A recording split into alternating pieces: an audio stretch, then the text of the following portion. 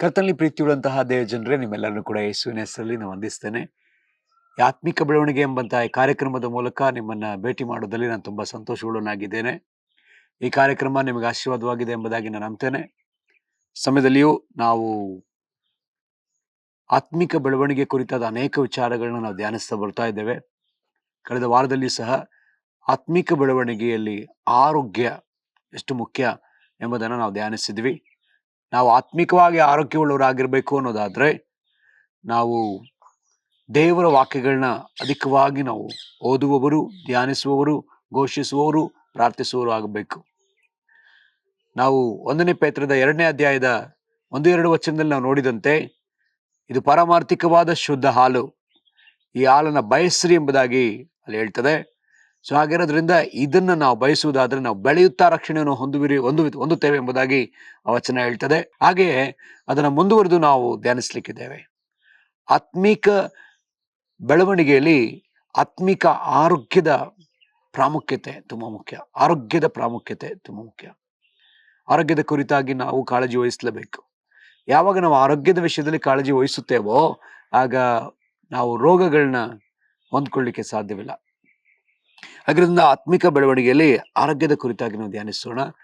ಈ ಆರೋಗ್ಯದ ಕುರಿತಾಗಿ ಧ್ಯಾನಿಸ್ಲಿಕ್ಕೆ ನಾನು ಆರಿಸಿಕೊಂಡಂತಹ ವಾಕ್ಯ ಯಾಕೋಬನ ಪತ್ರಿಕೆ 1ನೇ ಅಧ್ಯಾಯ. ಯಾಕೋಬನ ಪುಸ್ತಕದಲ್ಲಿ ವಿಶೇಷತೆ ಏನೋದಂದ್ರೆ ಸಂಪೂರ್ಣವಾಗಿ ಪ್ರಾಯೋಗಿಕವಾಗಿ ಮಾತಾಡ್ತಕ್ಕಂಥ ಒಂದು ಪುಸ್ತಕ ಅಂತ ಹೇಳ್ಬಹುದು. ಇದು ಇಬ್ರಿಯರಿಗೆ, ಇಸ್ರಾಯೇಲ್ಯರಿಗೆ ಪ್ರಾಯೋಗಿಕವಾಗಿ ಬರೆದುಕೊಡಲ್ಪಟ್ಟಂತಹ ಒಂದು ವಾಕ್ಯ. ಅದನ್ನು ಮುಖ್ಯವಾಗಿ ನೋಡುವಾಗ ಈ ಪುಸ್ತಕವನ್ನ ಯೇಸು ಕ್ರಿಸ್ತನ ಮಲತಮ್ಮನಾದ ಯಾಕೋಬ ಬರೆದದ್ದು. ಆತನು ಬರೆಯುವಾಗ ಆತನು ಈ ರೀತಿಯಲ್ಲಿ ಪ್ರಾರಂಭಿಸ್ತಾನೆ. 1ನೇ ಅಧ್ಯಾಯದ 1ನೇ ವಚನ. ದೇವರಿಗೂ ಕರ್ತನಾದ ಯೇಸು ಕ್ರಿಸ್ತನಿಗೂ ದಾಸನಾಗಿರುವ ಯಾಕೋಬನು ಅನ್ಯ ದೇಶಗಳಲ್ಲಿ ಚದುರುವ ಇಸ್ರಾಯೇಲ್ 12 ಕುಲದವರಿಗೆ ಬರೆಯುವುದೇನೆಂದರೆ, ಇಲ್ಲಿ ನಾವು ನೋಡುವಂತೆ ಆತನು ತನ್ನನ್ನ ಯೇಸು ಕ್ರಿಸ್ತನೊಂದಿಗೆ ಸಮ ಮಾಡಿಕೊಳ್ಳಲಿಲ್ಲ. ನಾನು ಯೇಸುವಿನ ತಮ್ಮ ಎಂಬುದಾಗಿ ಬರೆದುಕೊಳ್ಳಲಿಲ್ಲ. ಬದಲಾಗಿ ಆತನ ಈ ರೀತಿಯಲ್ಲಿ ಬರೀತಾನೆ, ಯೇಸು ಕ್ರಿಸ್ತನಿಗೂ ದಾಸನು, ದೇವರಿಗೂ ಕರ್ತನಾದ ಯೇಸು ಕ್ರಿಸ್ತನಿಗೂ ದಾಸನಾಗಿರುವ ಯಾಕೋಬನು. ಸೊ ಹಾಗಿದ್ರೆ ಆತನು ತನ್ನನ್ನ ದಾಸನಾಗಿ ತೋರಿಸ್ಕೊಳ್ತಾ ಇದ್ದಾನೆ. ಸರಿ, ಈಗ ಮುಂದೆ ನಾವು ನೋಡುವಂತೆ ಆತನು ಹೇಳ್ತಾನೆ, ಇದು 12 ಕುಲದವರಿಗೆ ಬರೆದುಕೊಟ್ಟಂತಹ ಒಂದು ವಾಕ್ಯ. ಹಾಗಿದ್ರೆ ಇದು 12 ಕುಲಕ್ಕೆ ಮಾತ್ರ ಸೀಮಿತವಾದದ್ದೋ ಎಂಬುದಾಗಿ ಹೇಳುವುದಾದ್ರೆ ಒಂದು ಕಡೆ ಹೌದು ಅಂತ ಹೇಳ್ಬಹುದು, ಮತ್ತೊಂದು ಕಡೆ ಇಲ್ಲ ಎಂಬುದಾಗಿಯೂ ಹೇಳ್ಬಹುದು. ಈಗ ನಾವು ನೋಡುವುದಾದ್ರೆ ಯೇಸು ಕ್ರಿಸ್ತನ ರಕ್ತದ ಮೂಲಕವಾಗಿ ನಾವು ಕೂಡ ಇಸ್ರಾಯೇಲ್ಯರೇ, ನಾವು ಕೂಡ ಯೇಸು ಕ್ರಿಸ್ತನ ರಕ್ತವನ್ನು ಹಂಚಿಕೊಂಡದ್ದರಿಂದ, ಆತನ ರಕ್ತದಲ್ಲಿ ಪಾಲು ತೆಗೆದುಕೊಂಡದ್ದರಿಂದ ಈಗ ನಾವು ಆತನ ಸಂತತಿಯವರೇ ಎಂಬುದಾಗಿ ನಾವು ಎಣಿಸಿಕೊಳ್ಳಬಹುದು. ಮುಂದಿನದಾಗಿ ಈಗ ನಮಗೆ ಈ ರೀತಿಯಲ್ಲಿ ಬೋಧನೆ ಆಗ್ತದೆ. ನಾವು 2 ಮತ್ತು 3ನೇ ವಚನ ನಾವು ನೋಡೋಣ. ನನ್ನ ಸಹೋದರರೇ, ನಿಮ್ಮ ನಂಬಿಕೆಗೆ ಆಗುವ ಪರಿಶೋಧನೆಯು ತಾಳ್ಮೆಯನ್ನುಂಟು ಮಾಡುತ್ತದೆ ಎಂದು ತಿಳಿದು ನೀವು ನಾನಾ ವಿಧವಾದ ಕಷ್ಟಗಳಲ್ಲಿ ಬಿದ್ದಿರುವಾಗ ಅದನ್ನ ಕೇವಲ ಆನಂದಕರವಾದದೆಂದು ಎಣಿಸಿರಿ. ಇಲ್ಲಿ ಆತ್ಮಿಕವಾದ ಆರೋಗ್ಯದ ಕುರಿತಾಗಿ ನಾವು ಧ್ಯಾನಿಸ್ಲಿಕ್ಕಿದ್ದೇವೆ. ನಾವಾಗಲೇ 1 ಪೇತ್ರ 2ನೇ ಅಧ್ಯಾಯದ 1ನೇ ವಚನ ನೋಡಿದಂತೆ ಪಾರಮಾರ್ಥಿಕವಾದ ಶುದ್ಧ ಹಾಲು ನಮಗೇನ್ ಮಾಡ್ತದೆ ಅಂದ್ರೆ ನಮ್ಮೊಳಗೆ ಇಮ್ಯುನಿಟಿ ಪವರ್ನ ಕೊಡ್ತದೆ. ನಾವು ರಕ್ಷಣೆ ಹೊಂದುವುದಕ್ಕೆ ಅದು ನಮಗೆ ಶಕ್ತಿಯನ್ನ ಕೊಡ್ತದೆ. ನಾವು ರಕ್ಷಣೆನ ಹೊಂದುತ್ತಾ ನಾವು ಬೆಳೆಯುತ್ತಾ ರಕ್ಷಣೆನ ಹೊಂದುವೆವು ಎಂಬುದಾಗಿ ಆ ವಚನ ಹೇಳ್ತದೆ. ಸೊ ಹಾಗಿದ ಮೇಲೆ ನಮ್ಮ ಆತ್ಮಿಕ ಜೀವಿತದಲ್ಲಿ ಆರೋಗ್ಯವಾಗಿರ್ಬೇಕಂದ್ರೆ ವಾಕ್ಯ ಪ್ರಾಮುಖ್ಯವಾದದ್ದು. ಮತ್ತು ನಾವು ಆರೋಗ್ಯಕರವಾಗಿದ್ದೇವೆ ಅಂತ ಹೇಳುವುದಾದರೆ ನಾವು ಕಷ್ಟಗಳನ್ನ, ಹಿಂಸೆಗಳನ್ನ, ಹೋರಾಟಗಳನ್ನ ನಾವು ಜಯಿಸುವವರಾಗಿರ್ತೇವೆ. ಇಲ್ಲಿ ನಾವು ನೋಡುವಾಗ ಆತ ಹೇಳ್ತಾನೆ, ಇಲ್ಲಿ ನಿಮ್ಮ ನಂಬಿಕೆಗೆ ಆಗುವ ಪರಿಶೋಧನೆಯು ತಾಳ್ಮೆಯನ್ನುಂಟು ಮಾಡುತ್ತದೆ ಎಂದು ತಿಳಿದು ನೀವು ನಾನಾ ವಿಧವಾದ ಕಷ್ಟಗಳಲ್ಲಿ ಬಿದ್ದಿರುವಾಗ ಅದನ್ನು ಕೇವಲ ಆನಂದಕರವಾದುದೆಂದು ಎಣಿಸಿರಿ. ಆ ತಾಳ್ಮೆ ಸಿದ್ಧಿಗೆ ಬರಲಿ, ಆಗ ನೀವು ಶಿಕ್ಷಿತರು, ಸರ್ವಸುಗುಣವುಳ್ಳವರು, ಏನೂ ಕಡಿಮೆ ಇಲ್ಲದವರು ಆಗಿರುವಿರಿ. ಒಬ್ಬ ಆತ್ಮಿಕವಾಗಿ ಆರೋಗ್ಯವಾದ ವ್ಯಕ್ತಿ, ಆತ ಆತ್ಮಿಕವಾಗಿ ಒಬ್ಬ ಪ್ರೌಢಾವಸ್ಥೆಯಲ್ಲಿರ್ತಕ್ಕಂಥ ವ್ಯಕ್ತಿ ಆತ ಹೇಗಿರ್ತಾನೆ, ಆರೋಗ್ಯಕರವಾದ ವ್ಯಕ್ತಿ, ಆತ್ಮಿಕವಾದ ಆರೋಗ್ಯಕರವಾದ ವ್ಯಕ್ತಿ ಹೇಗಿರ್ತಾನೆ ಅಂತ ನಾವು ನೋಡುವಾಗ, ಆತನು ಈ ವಾಕ್ಯದಂತೆ ಕಷ್ಟಗಳನ್ನ ಸಹಿಸಿಕೊಳ್ಳುವವನಾಗಿರ್ತಾನೆ. ಕಷ್ಟಗಳನ್ನ ಆತ ತಾಳ್ಮೆಯಿಂದಲೂ ಸಂತೋಷದಿಂದಲೂ ಸಹಿಸಿಕೊಳ್ಳುವವನಾಗಿರ್ತಾನೆ. ಕಷ್ಟಗಳ ಮಧ್ಯದಲ್ಲಿ ಗೊಣಗುವವನಲ್ಲ, ಕಷ್ಟಗಳ ಮಧ್ಯದಲ್ಲಿ ಅದನ್ನ ಪೇಚಾಡುವವನಲ್ಲ, ಬದಲಾಗಿ ಆತನು ಕರ್ತನಿಗೆ ಸ್ತುತಿ ಮಾಡುವವನು, ಆತನು ಅದರಲ್ಲಿ ಸಂತೋಷಿಸುವವನು ಆಗಿದ್ದಾನೆ. ಹಾಗಿದ್ರೆ ಪ್ರಿಯರೇ, ಇಲ್ಲಿ ನೋಡುವಂತೆ ನಾವು ಆತ್ಮಿಕವಾಗಿ ಆರೋಗ್ಯವಾಗಿದ್ದೇವೆ ಅಂದ್ರೆ ಕಷ್ಟಗಳನ್ನ ಸಹಿಸಿಕೊಳ್ಳಬೇಕು. ಇಲ್ಲಿ ನಾವು ಈ ಒಂದು ವಚನವನ್ನ ನಾವು ಸ್ವಲ್ಪ ಒಳಗೆ ಹೋಗಿ ನಾವು ಧ್ಯಾನ ಮಾಡೋಣ. ನನ್ನ ಸಹೋದರರೇ, ನಿಮ್ಮ ನಂಬಿಕೆಗೆ ಆಗುವ ಪರಿಶೋಧನೆಯು ತಾಳ್ಮೆಯನ್ನು ಉಂಟು ಮಾಡುತ್ತದೆ ಎಂದು ತಿಳಿದು ನಾನಾ ವಿಧವಾದ ಕಷ್ಟಗಳಲ್ಲಿ ಬಿದ್ದಿರುವಾಗ ಅದನ್ನು ಕೇವಲ ಆನಂದಕರವಾದದ್ದು ಎಣಿಸಿರಿ. ಈ ಪ್ರಾರಂಭದಲ್ಲಿ ನಾವು ನೋಡುವಂತೆ ನಿಮ್ಮ ನಂಬಿಕೆಗೆ ಆಗುವ ಪರಿಶೋಧನೆಯು, ಕಷ್ಟ ಎಲ್ಲಿ ಬರ್ತದೆ, ಹಿಂಸೆ ಎಲ್ಲಿ ಬರ್ತದೆ, ಹೋರಾಟ ಎಲ್ಲಿ ಬರ್ತದೆ? ಯಾಕೆ ಕ್ರೈಸ್ತರಿಗೆ ಹಿಂಸೆ? ಕಾರಣ ನಂಬಿಕೆ. ನಮ್ಮ ನಂಬಿಕೆಗೆ ಪರಿಶೋಧನೆ, ನಮ್ಮ ನಂಬಿಕೆ ಪರಿಶೋಧಿಸಲ್ಪಡ್ತದೆ. ನಂಬಿಕೆ ಪರಿಶೋಧಿಸಲ್ಪಡದ ಹೊರತು ಆ ನಂಬಿಕೆ ಬೆಳೆಯುವುದಿಲ್ಲ. ನಮ್ಮ ನಂಬಿಕೆ ಶೋಧಿಸಲ್ಪಡ್ತದೆ. ಯಾಕೆ ನಂಬಿಕೆನೇ ಶೋಧಿಸಲ್ಪಡ್ತದೆ? ಯಾಕೆ ನಮ್ಮ ಜೀವನದಲ್ಲಿ ಬೇರೆ ಕಾರ್ಯಗಳು ಶೋಧಿಸಲ್ಪಡುವುದಿಲ್ಲ ಅಂತ ನೋಡುವುದಾದ್ರೆ, ಪ್ರತಿಯೊಬ್ಬ ದೇವ ಮನುಷ್ಯನಿಗೆ ನಂಬಿಕೆ ಅತೀ ಅವಶ್ಯ. ಪ್ರತಿಯೊಬ್ಬ ಮನುಷ್ಯನಿಗೆ ನಂಬಿಕೆ ಅತಿ ಅವಶ್ಯ. ಆತ ನಂಬುವುದು ಅತಿ ಅವಶ್ಯ. ರಕ್ಷಣೆ ಹೊಂದಬೇಕಂದ್ರೆ ನಂಬಬೇಕು, ನೀತಿವಂತನಾಗ್ಬೇಕಂದ್ರೆ ನಂಬಬೇಕು, ಸ್ವಸ್ಥತೆ ಹೊಂದಬೇಕಂದ್ರೆ ನಂಬಬೇಕು, ಅದ್ಭುತಗಳನ್ನ ಕಾಣಬೇಕಂದ್ರೆ ನಂಬಬೇಕು, ಪ್ರಾರ್ಥನೆ ಮಾಡ್ಬೇಕನ್ನುವುದಾದ್ರೆ, ಪ್ರಾರ್ಥನೆಗೆ ಉತ್ತರ ಸಿಕ್ಕಬೇಕೋ ನಂಬಬೇಕು. ಯೇಸು ಕ್ರಿಸ್ತನ ಪ್ರತ್ಯಕ್ಷತೆಯನ್ನ ಕಾದು ನೋಡ್ತಾ ಇದ್ರೆ ಅದನ್ನ ನಾವು ಕಾಣ್ಬೇಕನ್ನೋದಾದ್ರೆ ನಂಬಬೇಕು. ಎಲ್ಲಕ್ಕೂ ನಂಬಿಕೆಯೇ ಆಧಾರ. ಯಾವುದಕ್ಕೆ ನಂಬಿಕೆ ಆಧಾರವಿಲ್ಲವೋ ಅದು ಪಾಪ ಎಂಬುದಾಗಿ ಬೈಬಲ್ ಹೇಳ್ತದೆ. ಹಾಗಿರೋದ್ರಿಂದ ನೋಡ್ರಿ, ಈ ನಂಬಿಕೆ ತುಂಬಾ ಮುಖ್ಯವಾದದ್ದಾಗಿರೋದ್ರಿಂದ, ಈ ನಂಬಿಕೆ ಅತೀ ಪ್ರಾಮುಖ್ಯವಾದದ್ರಿಂದ ಈ ನಂಬಿಕೆಗೆ ಪರಿಶೋಧನೆ ಆಗ್ತದಂತೆ. ಸೊ ಇದನ್ನ ನಾವು ಬೇರೆ ಅನೇಕ ವಚನಗಳನ್ನ ಇಟ್ಟು ನಾವು ನೋಡುವುದಾದ್ರೆ, ನಂಬಿಕೆಗೆ ಆಗುವ ಪರಿಶೋಧನೆ, ಇಲ್ಲಿ ಪರಿಶೋಧನೆ ಅಂತ ಬರೆಯಲ್ಪಟ್ಟದೆ. ಪರಿಶೋಧನೆ. ನಮ್ಮ ದೇವರು ನಮ್ಮನ್ನ ಪರಿಶೋಧಿಸುವ ದೇವರು. ಬದಲಾಗಿ ನಮ್ಮ ದೇವರು ಶೋಧಿಸುವವನಲ್ಲ, ಬದಲಾಗಿ ಆತ ಪರಿಶೋಧಿಸುವ ದೇವರು. ಏನಿದು ಪರಿಶೋಧನೆ, ಶೋಧನೆ ಎರಡು ವ್ಯತ್ಯಾಸಕರವಾದ ಪದಗಳು. ಪರಿಶೋಧನೆ, ಶೋಧನೆ. ನಮ್ಮ ದೇವರು ನಮ್ಮನ್ನ ಪರಿಶೋಧಿಸ್ತಾರೆ, ಆದರೆ ದೇವರು ನಮ್ಮನ್ನ ಶೋಧಿಸುವುದಿಲ್ಲ. ಸೈತಾನನ್ನು ಶೋಧಿಸುವವನು, ದೇವರು ಪರಿಶೋಧಿಸುವವರು.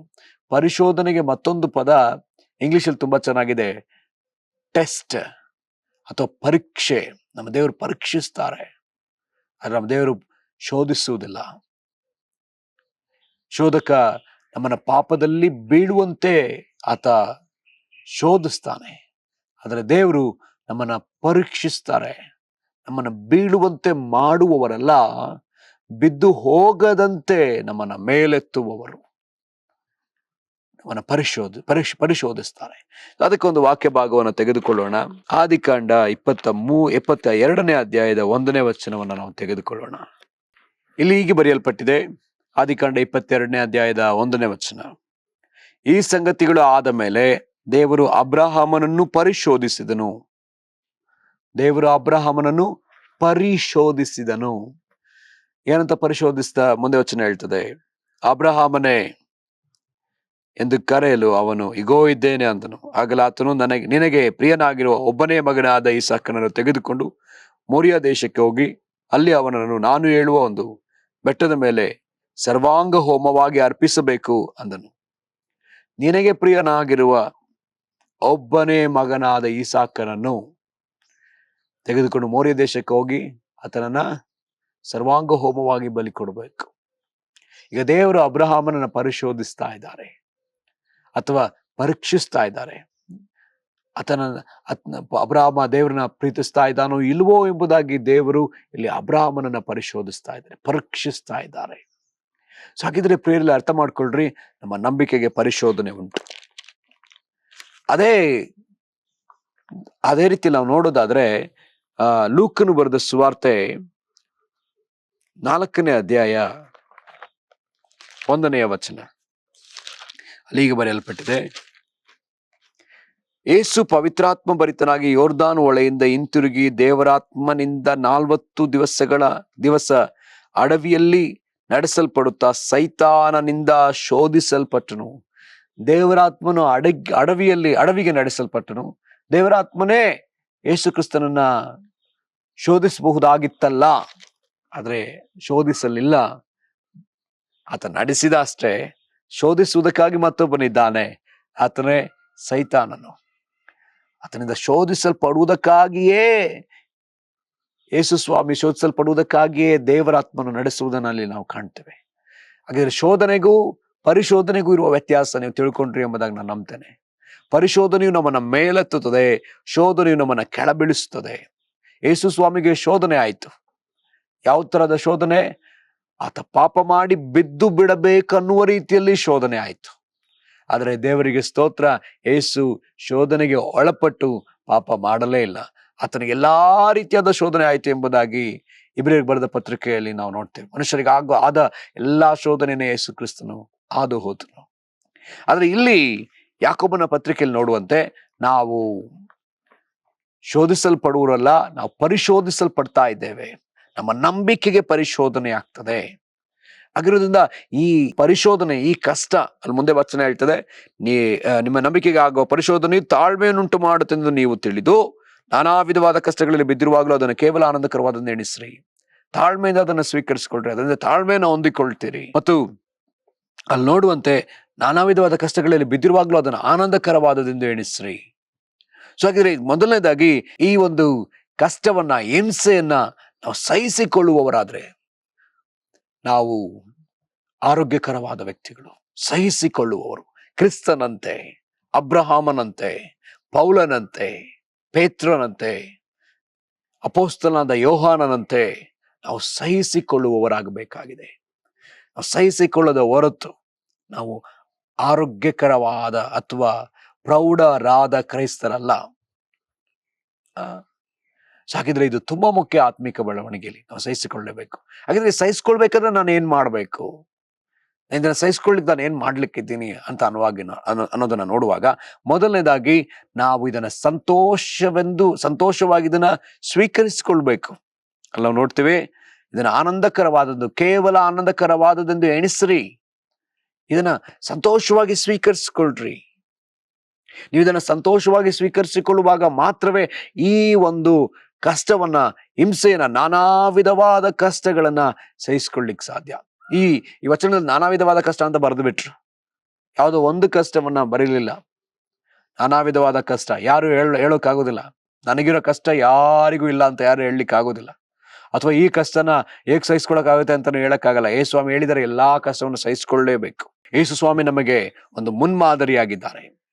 ಅವರು ನಮಗೆ ಒಳ್ಳೆಯ ಮಾದರಿ. ಅದಕ್ಕೊಂದು ವಚನ ಭಾಗವನ್ನು ನಾವು ತೆಗೆದುಕೊಳ್ಳೋಣ.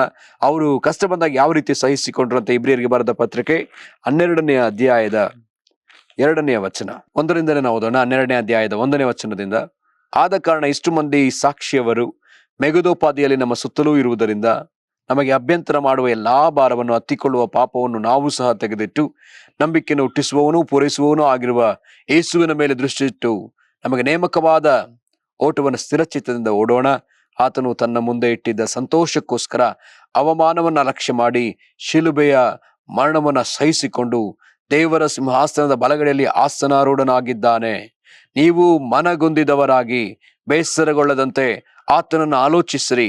ಆತನು ಪಾಪಿಗಳಿಂದ ಎಷ್ಟೋ ವಿರೋಧವನ್ನ ಸಹಿಸಿಕೊಂಡನು.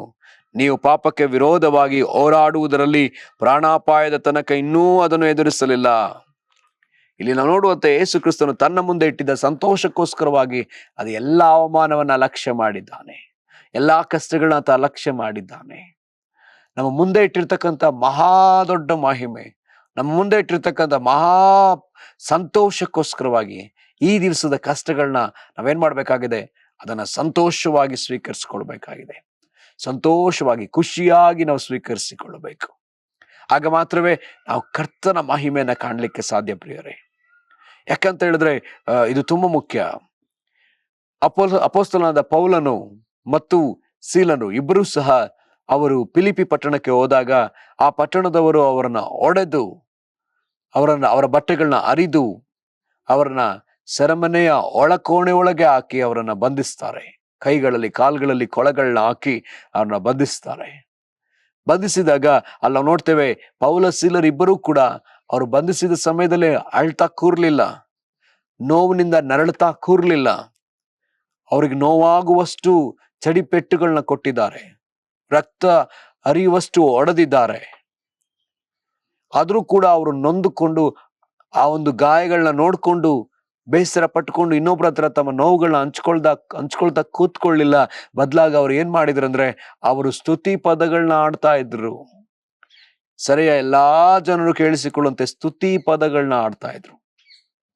ಎಲ್ರು ಕೂಡ ದೇವರಿಗೆ ಸ್ತುತಿಯ ಪದಗಳನ್ನ ಆಡ್ತಾ ಇದ್ದಾರೆ. ಆಡುವಾಗ ಏನಾಯ್ತಂತೆ, ಆ ಸೆರೆಯ ಅಸ್ಥಿವಾರಗಳು ಕದಲಿದವು, ಸೆರೆಯ ಕದಗಳು ಬಿಚ್ಚಲ್ಪಟ್ಟು ಅವ್ರಿಗಾಕಿದ ಎಲ್ಲಾ ರೀತಿಯಾದ ಬೇಡಿಗಳು, ಆ ಒಂದು ಅವ್ರಿಗೆ ಹಾಕಿದಂತ ಎಲ್ಲಾ ರೀತಿಯಾದ ಬೇಡಿಗಳು ಬಿಚ್ಚಲ್ಪಟ್ಟವು ಎಂಬುದಾಗಿ ನಾವು ನೋಡ್ತೇವೆ.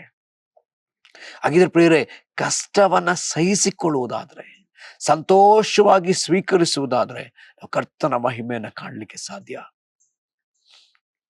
ಬೈಬಲಲ್ಲಿ ನಾವು ನೋಡ್ತೇವೆ, ಕಷ್ಟವನ್ನ ಹಿಂಸೆಯನ್ನ ಸಹಿಸಿಕೊಂಡಂತಹ ಸಭೆ, ಎರಡನೆಯ ಸಭೆ, ಪ್ರಕಟಣೆ ಪುಸ್ತಕದಲ್ಲಿರ್ತಕ್ಕಂಥ ಎರಡನೇ ಸಭೆ ಮತ್ತು ಆರನೇ ಸಭೆ, ಫಿಲಿಡೆಲ್ಫಿಯ ಸಭೆ ಮತ್ತು ಸ್ಮುರ್ನ ಸಭೆ, ಎರಡೂ ಕೂಡ ತನಗಾದ ಹಿಂಸೆಯನ್ನ, ಹೋರಾಟವನ್ನ ಸಹಿಸಿಕೊಳ್ತಾ ಬಂತು.